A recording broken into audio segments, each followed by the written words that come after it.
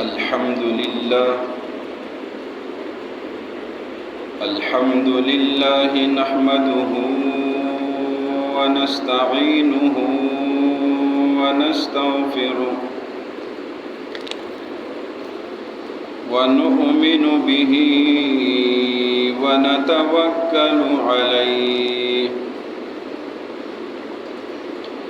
ونعوذ بالله من شرور أنفسنا ومن سيئات أعمالنا من يهده الله فلا مضل له ومن يضلله فلا هادي له ونشهد أن لا إله إلا الله وحده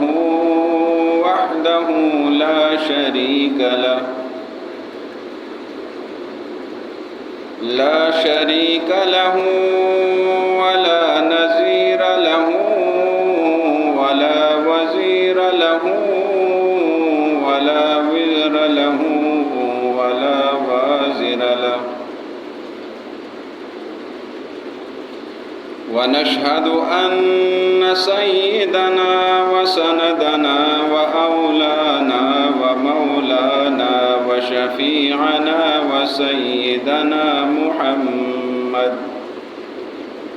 وسيدنا محمدا عبده ورسوله صلى الله عليه وعلى آله وأصحابه وأزواجه وذريته وأهل بيته أجمعين أما بعد فأعوذ بالله من الشيطان الرجيم بسم الله الرحمن الرحيم إن الذين قالوا ربنا الله ثم استقاموا تتنزل عليهم الملائكة ألا تخافوا ولا تحزنوا وأبشروا بالجنة التي كنتم توعدون نحن أولياؤكم في الحياة الدنيا وفي الآخرة ولكم فيها ما تشتهي أنفسكم ولكم فيها ما تدعون نزلا من غفور رحيم صدق الله العظيم. معزز سامعین، میں نے آپ کے سامنے اللہ رب العزت کی کتاب مقدس سے سورہ حامیم سجدہ کی چند آیتیں تلاوت کی ہیں. آج کے موضوع کا عنوان ہے سادگی اور کفایت شعاری. سادگی آپ جانتے ہیں سادہ سے الفاظ ہے. کفایت شعاری تھوڑی سی چیز پر صبر کرنا، کفایت کرنا، تھوڑی سی چیز کو اپنے لیے کافی سمجھنا، کفایت شعاری. انسان دو چیزوں سے مرکب ہے، ایک جسم ہے اور ایک روح ہے. ان دونوں کا مجموعہ یہ چلتا پھرتا انسان ہے. اگر اس سے روح نکل جائے اس کو انسان پھر نہیں بولتے.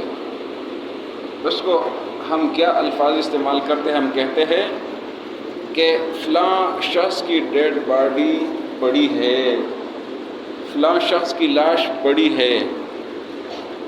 انسان اس کو پھر استعمال نہیں کیا جاتا. اس لیے کہ ان کی علیحدگی ہو گئی، وہ جدا جدا ہو گئے۔ جسم کا اپنا تقاضا ہے، روح کا اپنا تقاضا ہے۔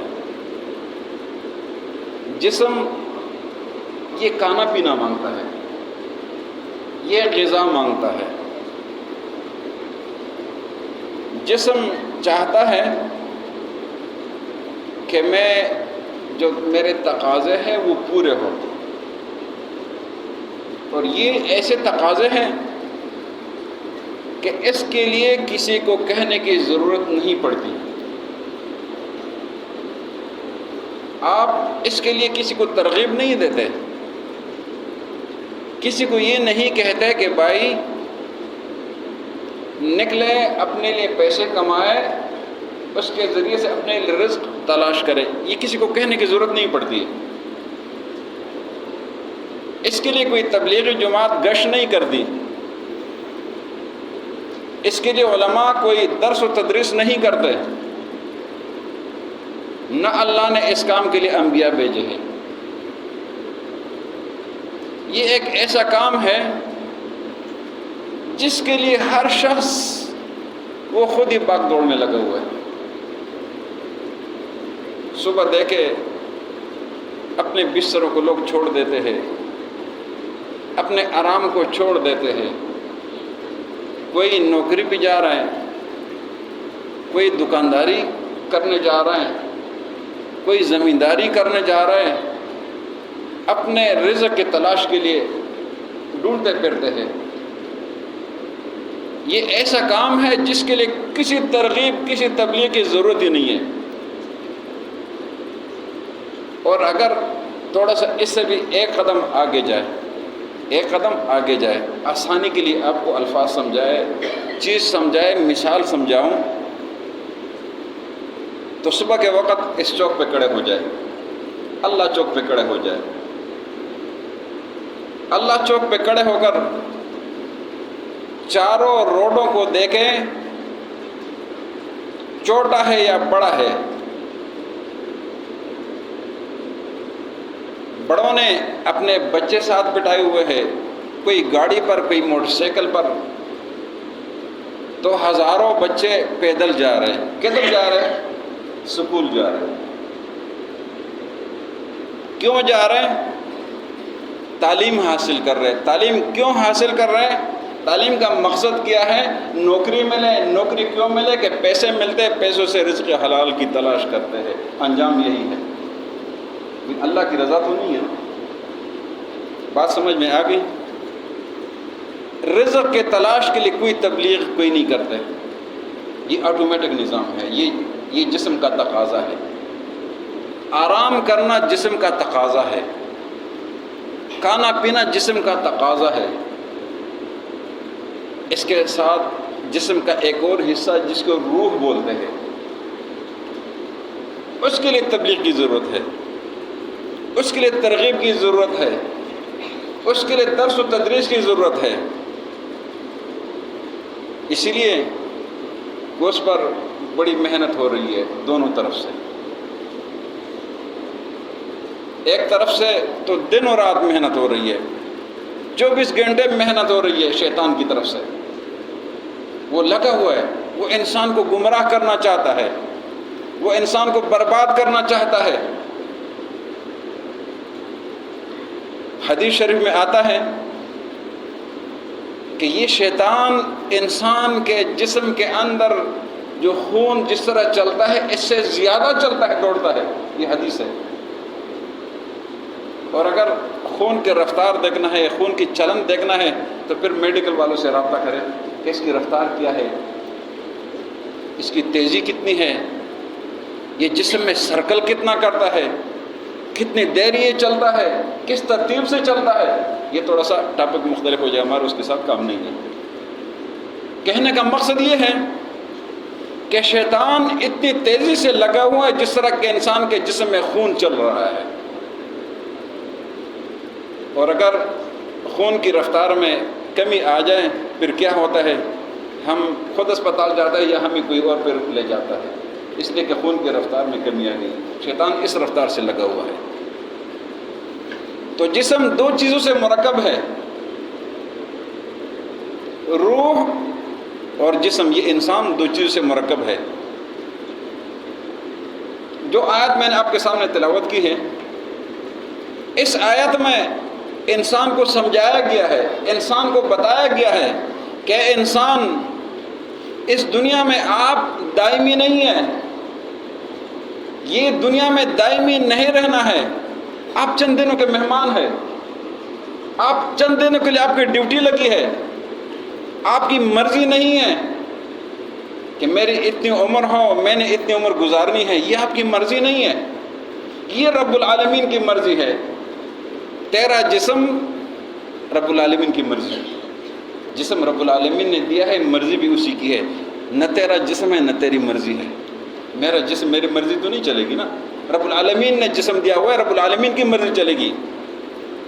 اور اگر کسی شخص کا یہ دعویٰ ہے کہ جسم میرا ہے، میری مرضی ہے، تو پھر یہ زندگی کر کے دکھائے. پھر وہ لکھ کے دے دے کہ میں نے اتنے سال رہنا ہے، میری مرضی ہے. اس لیے کہ رب العالمین کی مرضی ہے. اس نے اپنے مرضی سے بنایا ہے، مرضی سے پیدا کیا ہے، مرضی سے شکل صورت دی ہے، مرضی سے رنگ دیا ہے، مرضی سے زبان دی ہے، مرضی سے سب کچھ عطا کیا ہے. وہی اپنی مرضی سے لے کے جائے گا. انسان دو چیزوں سے مرکب ہے. جسم کا تقاضا بتا دیا آپ کو. روح کا تقاضا یہ ہے کہ اس کی اصلاح کی جائے، اس کے لیے راہ راست تلاش کیا جائے، اس کو سیدھے راستے پر لے جایا جائے. اب اس کی اصلاح کیسے کریں گے؟ اس کی اصلاح اس طرح کریں گے. نبی محترم صلی اللہ علیہ وسلم کی مختصر سی حدیث ہے، اس میں بہت بڑا سبق ہے، بہت بڑا خزانہ ہے. نبی محترم صلی اللہ علیہ وسلم کا فرمان مقدس سے فرمایا، کن فی الدنیا کأنک غریب او عابری سبیل. دو چیزیں بتا دی. فرمایا کہ دنیا میں کس طرح رہنا ہے، یہ جو چند دنوں کی زندگی یہ کیسے گزارنی ہے. کن فی الدنیا کأنک غریب. غریب کا مطلب جو ہمارا روزمرہ کا لفظ ہم استعمال کرتے ہیں، جس کے پاس پیسے نہیں ہے وہ نہیں استعمال، وہ معنی مقصود نہیں ہے. غریب سے مراد وہ ہے جو مسافر ہوتا ہے، جس کو کوئی جانتا نہیں ہے، جس کی کوئی وہاں جان پہچان نہیں ہے. غریب کوئی جان پہچان اس کی نہیں ہے. جس علاقے میں آدمی رہتا ہے، اس کی رہائش ہو، اس کے رشتہ دار ہو، اس کے یار دوست ہو، اس کی کوئی اتھارٹی ہو، اس کی کوئی کرسی ہو، اس کا کوئی منصب ہو، عہدہ ہو، وہاں تو آدمی بڑے حساب سے چلتا ہے، رکھ رکھاؤ کر کے چلتا ہے کہ یہاں میرا نام ہے، یہاں لوگ مجھے جانتے ہیں، یہاں میرے خاندان والے ہیں، یہاں میرے دوست احباب ہیں. بڑے طریقے سے زندگی گزارتا ہے. اور جہاں کوئی نہیں پہچانتا، وہاں اگر زمین پر بھی بیٹھ گیا تو اس کو کوئی آر نہیں ہوتی ہے، کوئی شرم محسوس نہیں کرتا، اس لیے کہ کوئی پہچانتا نہیں ہے اس کو. کوئی اس کو برا بھلا نہیں کہتا ہے، کوئی اس کو یہ نہیں کہتا کہ آپ کے شان کے حساب سے یہ نہیں کہ آپ زمین پر بیٹھے ہوئے ہیں. کوئی اس سے یہ نہیں پوچھے گا خیریت تو ہے کہ آپ زمین پر بیٹھے ہوئے ہیں. اس لیے کہ ایک ایسی جگہ پر ہے جہاں اس کو کوئی نہیں جانتا. کن فی الدنیا کأنک غریب. دنیا میں ایسے رہو جیسے کہ آپ کو کوئی نہیں جانتا. آپ غریب الوطن ہے. غریب الوطن چاہے وہ مالدار ہو، چاہے وہ صاحب حیثیت ہو، صاحب منصب ہو، صاحب کرسی ہو، صاحب جائیداد ہو، صاحب مال ہو، اس کا کوئی پرسان حال نہیں ہوتا، اس کا کوئی نہیں پوچھتا. کن فی الدنیا کأنک غریب. دوسرا حصہ ہے او عابری سبیل، یا راہ چلتے مسافر کی طرح ہو. راہ چلتا مسافر جب ہم سفر کرتے ہیں تو اپنے ساتھ تھوڑا سا سامان اٹھاتے ہیں، قلیل سا سامان اٹھاتے ہیں، اس لیے کہ سفر کرنا ہے. بھاری سامان ہوگا تو اٹھائے گا کون؟ اس کو سنبھالیں گے کہاں؟ اس کو کہاں رکھنا ہے؟ اس کو کیا کریں گے؟ 2 دن کا سفر ہے، 4 دن کا سفر ہے، ہفتے کا سفر ہے. اتنے سامان کو میں رکھوں گا کہاں؟ اٹھاؤں گا کیسے؟ اتنی ضرورت نہیں ہے.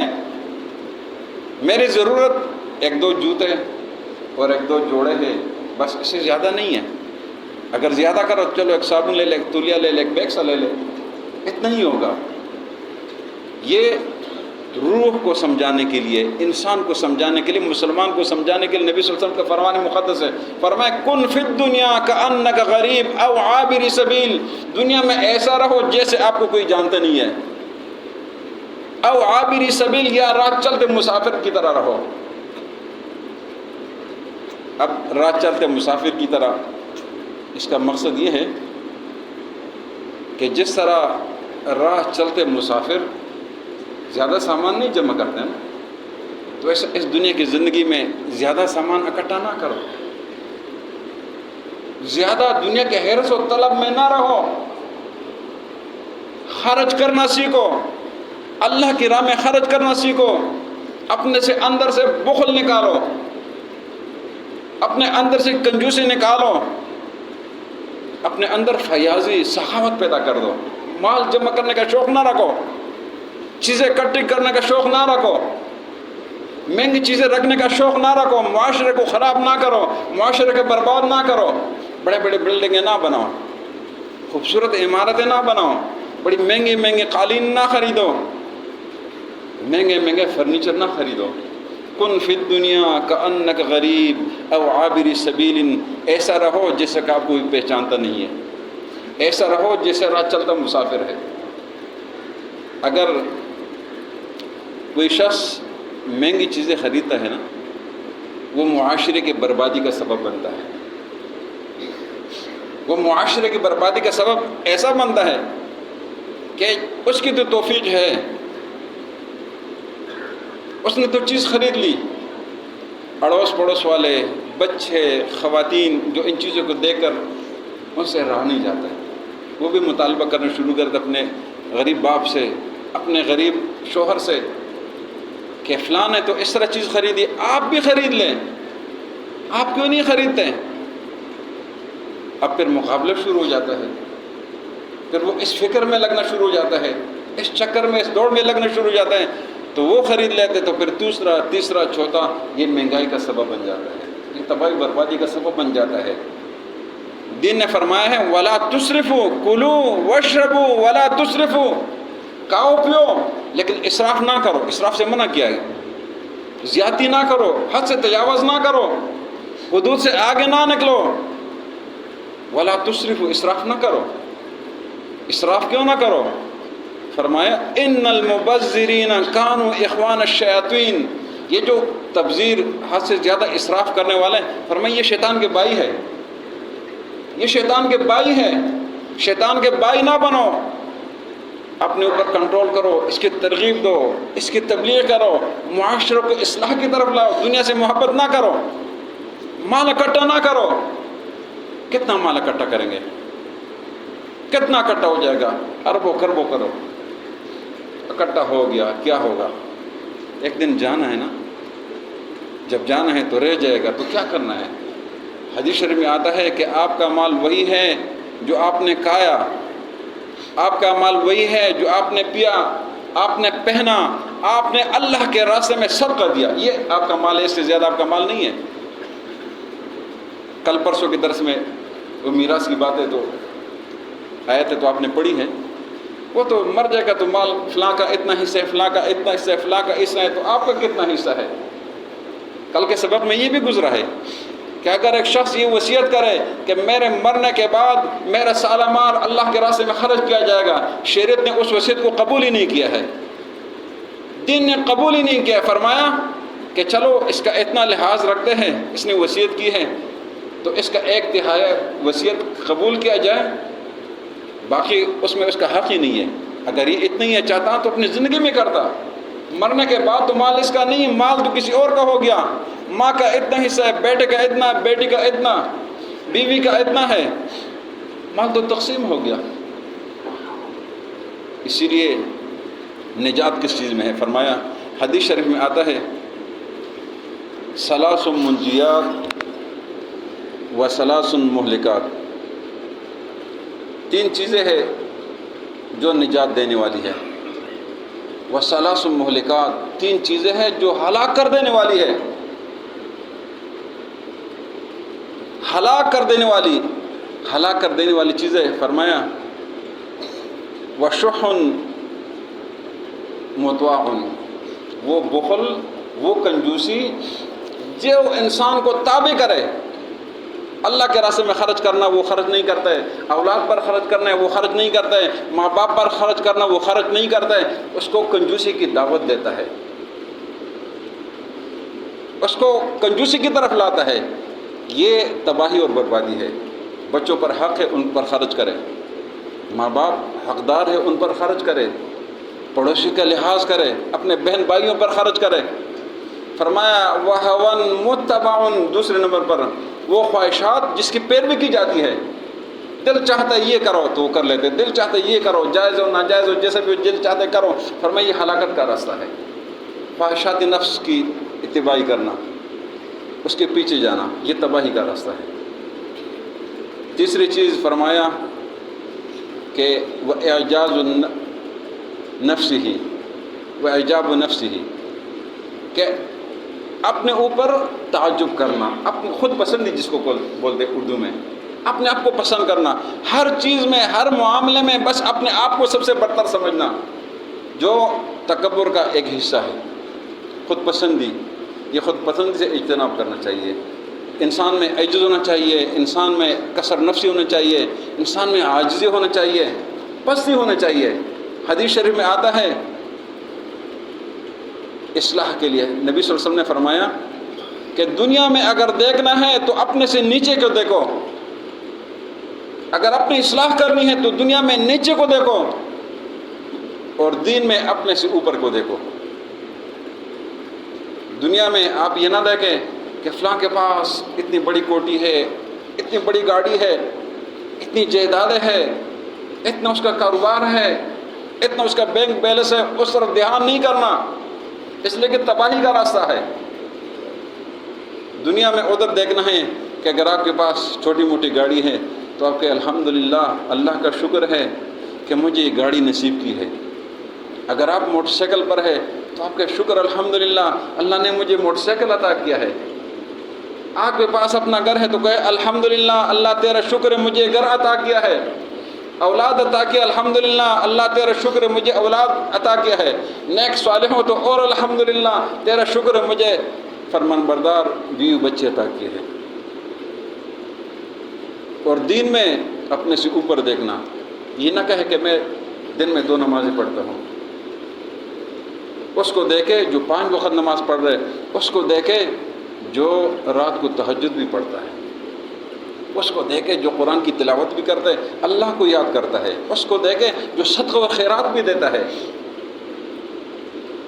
نبی صلی اللہ علیہ وسلم نے ساری زندگی سادگی اور کفایت شعاری سے گزاری ہے۔ نبی صلی اللہ علیہ وسلم کو آفر ہوا کہ محبوب اگر آپ چاہتے ہیں یہ احد کا پہاڑ یہ آپ کے لیے سونا بنا دیتے ہیں۔ نبی صلی اللہ علیہ وسلم نے اس آفر کو قبول نہیں کیا، نبی صلی اللہ علیہ وسلم نے اس احد کے پہاڑ سونے کا قبول نہیں کیا۔ نبی صلی اللہ علیہ وسلم تو اس بات کو بھی پسند نہیں فرماتے تھے کہ ایک دفعہ گھر میں تشریف لائیں، ایک کمرے میں دیوار پر خالی کپڑا لگا ہوا تھا، رنگین کپڑا لگا ہوا تھا۔ نبی صلی اللہ علیہ وسلم نے فوراً دیکھا تو ناپسندگی سے واپس نکل گئے، وہاں بیٹھنا ہی پسند نہیں فرمایا۔ امہات المؤمنین تو سب کو جانتی تھی نا، وہ تو نظروں کو پہچان گئی، فوراً کپڑا اتار دیا۔ جب حضور دوبارہ تشریف لائے تو کپڑا نہیں تھا، وہاں تشریف رکھے۔